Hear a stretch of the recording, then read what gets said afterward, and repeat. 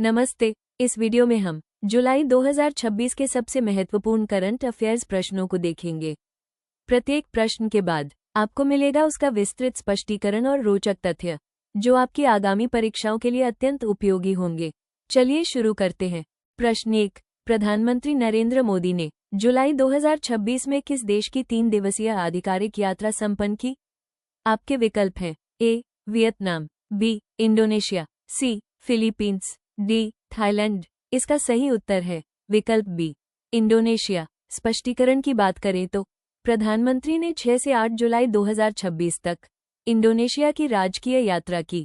इसका उद्देश्य भारत इंडोनेशिया रणनीतिक साझेदारी को और मजबूत करना था।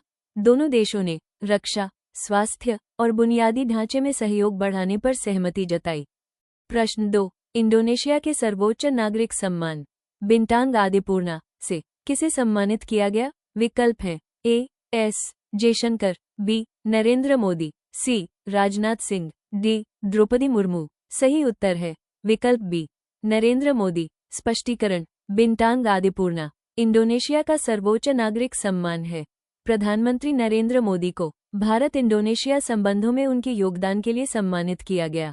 पुरस्कार इंडोनेशिया के राष्ट्रपति द्वारा जकार्ता में प्रदान किया गया। प्रश्न 3। भारत की ब्रिक्स अध्यक्षता 2026 का मुख्य विषय क्या है? सही उत्तर है विकल्प B. Building for resilience, innovation, cooperation and sustainability. स्पष्टीकरण देखें तो भारत 2026 में ब्रिक्स की चौथी बार अध्यक्षता कर रहा है। इसकी थीम है building for resilience, innovation, cooperation and sustainability. इसी के तहत ऊर्जा मंत्रियों की बैठक जून में गुरुग्राम में आयोजित की गई थी। प्रश्न 4। विंबलडन 2026 पुरुष एकल फाइनल में किन खिलाड़ियों के बीच मुकाबला तय हुआ है? सही उत्तर है विकल्प ए. जैनिक सिनर और एलेक्जेंडर ज्वेरेव। स्पष्टीकरण। जैनिक सिनर ने सेमीफाइनल में नोवाक जोकोविच को हराकर फाइनल में प्रवेश किया। वहीं एलेक्जेंडर ज्वेरेव ने आधा फेरी को हराकर अपना पहला विंबलडन फाइनल सुनिश्चित किया। ये फाइनल मैच 12 जुलाई 2026 को लंदन में निर्धारित है। प्रश्न 5। हालिया यूडीआईएसई जोड़ 2025-26 रिपोर्ट के अनुसार भारत में कुल छात्र नामांकन कितना है? सही उत्तर है विकल्प बी. 247.2 मिलियन। स्पष्टीकरण। कुल नामांकन 247.2 मिलियन यानी 24.72 करोड़ तक पहुंच गया है। 3 साल की गिरावट के बाद नामांकन में सुधार देखा गया है। लैंगिक समानता के मामले में नामांकित छात्रों में लड़कियों की हिस्सेदारी 48.4% है। प्रश्न 6। विश्व बैंक हर साल किस तिथि को देशों के आय समूहों का पुनर्गठन करता है? सही उत्तर है विकल्प सी. 1 जुलाई। स्पष्टीकरण। विश्व बैंक हर साल 1 जुलाई को देशों को 4 आय समूहों में वर्गीकृत करता है। ये एटलस पद्धति का उपयोग करके जीएनआई प्रति व्यक्ति पर आधारित है। ये समूह हैं निम्न, मध्यम, उच्च मध्यम और उच्च आय वाले देश। प्रश्न 7। दिसंबर 2026 में होने वाले G20 शिखर सम्मेलन का मेजबान शहर कौन सा है? सही उत्तर है विकल्प बी. मियामी। स्पष्टीकरण। संयुक्त राज्य अमेरिका 2026 में G20 की अध्यक्षता कर रहा है। मुख्य शिखर सम्मेलन 14-15 दिसंबर 2026 को मियामी, फ्लोरिडा में होगा। प्रमुख प्राथमिकताएं हैं आर्थिक विकास, आय में नवाचार और ऊर्जा सुरक्षा। प्रश्न 8। नासा के आर्टेमिस इव मिशन का मुख्य लक्ष्य क्या है? सही उत्तर है विकल्प सी. चंद्रमा पर मानव लैंडिंग। स्पष्टीकरण। यह आर्टेमिस कार्यक्रम के तहत नासा का तीसरा मानव मिशन होगा। लक्ष्य है चंद्रमा की सतह पर इंसानों को उतारना, जो कि 2028 में प्रस्तावित है। इसमें स्पेसएक्स के स्टारशिप या ब्लू ओरिजिन के लैंडर का उपयोग किया जाएगा। प्रश्न 9। वर्ष 2026-27 को टैगोर देवंतारा वर्ष के रूप में किस देश के साथ भारत मनाएगा? सही उत्तर है विकल्प सी. इंडोनेशिया। स्पष्टीकरण। ये रवींद्रनाथ टैगोर की 1927 की इंडोनेशिया यात्रा के शताब्दी वर्ष को चिन्हित करता है। भारत और इंडोनेशिया इसे सांस्कृतिक और शैक्षिकी कूटनीति वर्ष के रूप में मनाएंगे। उद्देश्य दोनों देशों के बीच पुराने सांस्कृतिक संबंधों को पुनर्जीवित करना है। प्रश्न 10। भारत और इंडोनेशिया के बीच किन मिसाइल प्रणालियों के सहयोग पर सहमति बनी है? सही उत्तर है विकल्प ए. ब्रह्मोस और अस्त्र। स्पष्टीकरण। इंडोनेशिया यात्रा के दौरान ब्रह्मोस मिसाइल प्रणाली पर सहयोग बढ़ाने पर चर्चा हुई। Astra Astra air to air missile तकनीक में भी सहयोग को मंजूरी दी गई। ये भारत के रक्षा निर्यात और एक्ट ईस्ट नीति के लिए बड़ा कदम है। प्रश्न 11, भारतीय प्रबंधन संस्थान IIM बेंगलुरु अपना पहला अंतर्राष्ट्रीय शाखा परिसर कहाँ स्थापित करेगा?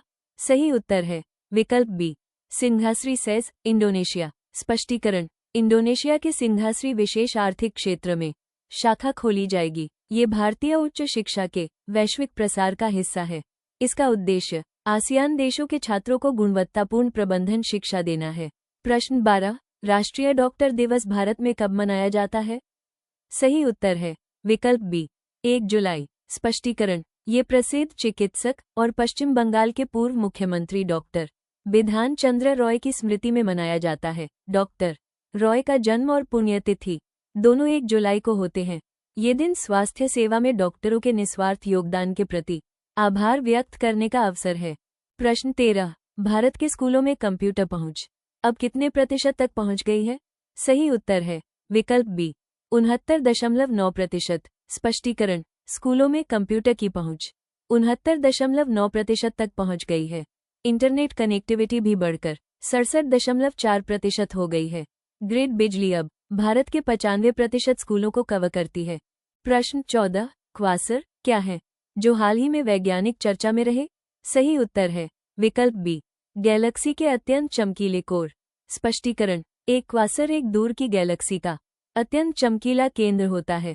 यह एक विशाल ब्लैक होल द्वारा संचालित होता है जो गैस और धूल को निगलता है। ये कॉस्मिक लाइटहाउस के रूप में प्रारंभिक ब्रह्मांड के विकास का अध्ययन करने में मदद करते हैं। प्रश्न 15, विश्व UFO दिवस कब मनाया जाता है? सही उत्तर है विकल्प बी, 2 जुलाई। स्पष्टीकरण, यह 1947 में रोसवेल, न्यू मैक्सिको में हुई प्रसिद्ध घटना की याद में मनाया जाता है। इसका उद्देश्य UFO की जागरूकता और पृथ्वी से परे जीवन की संभावनाओं पर चर्चा करना है। ये दिन दुनिया भर के UFO उत्साही लोगों को एक साथ लाता है। प्रश्न 16, G20 मियामी 2026 की अध्यक्षता के 3 मुख्य विषयों में से एक कौन सा है? सही उत्तर है विकल्प बी, इमर्जिंग टेक्नोलॉजीज और AI। स्पष्टीकरण, मुख्य फोकस है नियमन के बोझ को कम करके आर्थिक समृद्धि बढ़ाना, सस्ती और सुरक्षित ऊर्जा आपूर्ति श्रृंखलाओं को खोलना और आई तथा उभरती प्रौद्योगिकियों में नवाचार का नेतृत्व करना। प्रश्न 17, विश्व बैंक आय वर्गीकरण के लिए किस पद्धति का उपयोग करता है? सही उत्तर है विकल्प ए, एटलस मेथड, एटलस पद्धति। स्पष्टीकरण, ये 3 वर्षों के औसत विनिमय दरों का उपयोग करती है। ये घरेलू अर्थव्यवस्था और अंतर्राष्ट्रीय दरों के बीच मुद्रास्फीति के अंतर को समायोजित करती है। इसका उद्देश्य देशों की आर्थिक तुलना को अधिक सटीक बनाना है। प्रश्न 18, कामराजर पोर्ट जो हाल ही में चर्चा में रहा कहाँ स्थित है? सही उत्तर है विकल्प बी, चेन्नई, तमिलनाडु। स्पष्टीकरण, इसे पहले एन्नोर पोर्ट के नाम से जाना जाता था। ये तमिलनाडु के चेन्नई से 24 किलोमीटर उत्तर में पूर्वी तट पर स्थित है। ये भारत का पहला पोर्ट है जो एक सार्वजनिक कंपनी के रूप में संचालित है। अंतिम प्रश्न, UDISE जोड़ 2025-26 के अनुसार नामांकित छात्रों में लड़कियों का प्रतिशत कितना है? सही उत्तर है विकल्प सी, 48.4%। स्पष्टीकरण, नामांकित 24.72 करोड़ छात्रों में से 48.4% लड़कियां हैं। रिपोर्ट में लड़कियों के लिए शौचालय की सुविधा में सुधार भी दर्ज किया गया है जो अब 98.5% है। यह आंकड़ा भारतीय शिक्षा प्रणाली में समानता की दिशा में सकारात्मक प्रगति दर्शाता है। तो दोस्तों, ये थे जुलाई 2026 के सबसे महत्वपूर्ण करंट अफेयर्स प्रश्न। हमें उम्मीद है कि यह सेशन आपकी परीक्षा की तैयारी में मददगार साबित होगा। वीडियो पसंद आया हो तो इसे लाइक करें, अपने दोस्तों के साथ शेयर करें और चैनल को सब्सक्राइब करना न भूलें। मिलते हैं अगले वीडियो में नई जानकारी के साथ। धन्यवाद और शुभकामनाएं।